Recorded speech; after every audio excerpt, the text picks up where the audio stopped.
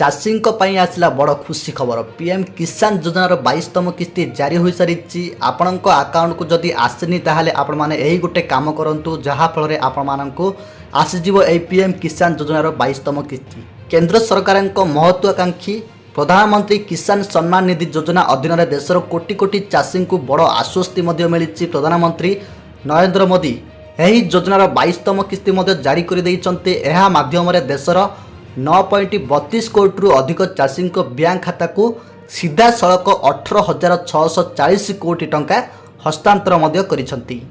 किंतु यह एक बड़ खबर हो किछि जन को मिली आउ किछि जन बाकी रही जाइछि। एही कारण जो सेमानकर कौन कारण रही जेहेतु से माने यही 2000 टंका पाइले नाही। तेबे आसंतु यही सब संपूर्ण अपडेट विषय जानिबा। ताहा पूर्व आपण मानक गोटे अनुरोध वीडियो को शेष पर्यंत देखंतु। चैनल को नुआ करी आसले सब्सक्राइब करी बेल आइकन को प्रेस करी रखंतु।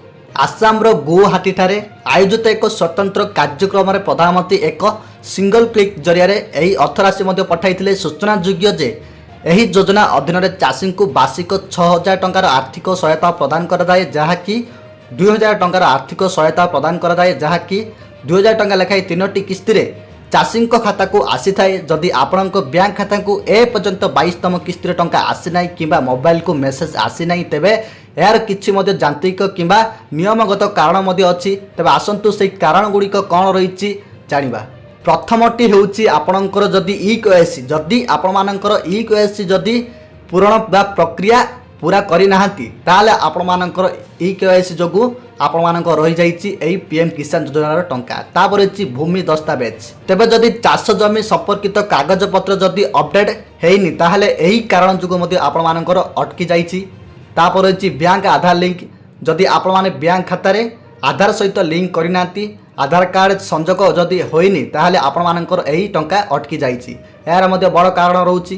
तापर अछि आयकर जदि आपण आयकर इनकम टैक्स जदि परिसरभुक्त होइथांती तो जदि आपण मानकर जदि इनकम टैक्स अधिक रहउछि जेहेतु तो सेतिपई मध्ये आपण मानकर होई न थाइपारे ए पीएम किसान योजना आगामी टंका मिलिनी। तो आपण मान कहि रखुछि ए सब पुणी थरा आते संशोधन आपण मान अपडेट करि नियंतु जहाँ फल आपण मान जहाँ नियम रही से नियम पूरण करदेवा द्वारा आपण मानकर पुणी थरे एही मास शेष सुधा आपण मानक पुणी थरे मिल जिवो बोली एक बड़ सूचना मध्ये रहुछि। प्रधानमंत्री सूचना दैछथि जे पीएम किसान योजना जते बेलठू आरंभ होइछि सेही दिन ठारू एबे पर्यंत चाषी खाता रे 4.25 लाख कोटी टंका अधिक अर्थराशि जमा हो सारानी। केवल आसाम रे प्राय 19 लाख चाषी ए पर्यंत 8000 कोटी अधिक टंकार सहायता पाई सारी। एतर मोट 9,25,25,913 जन चाषी को यही आर्थिक सहायता प्रदान कर।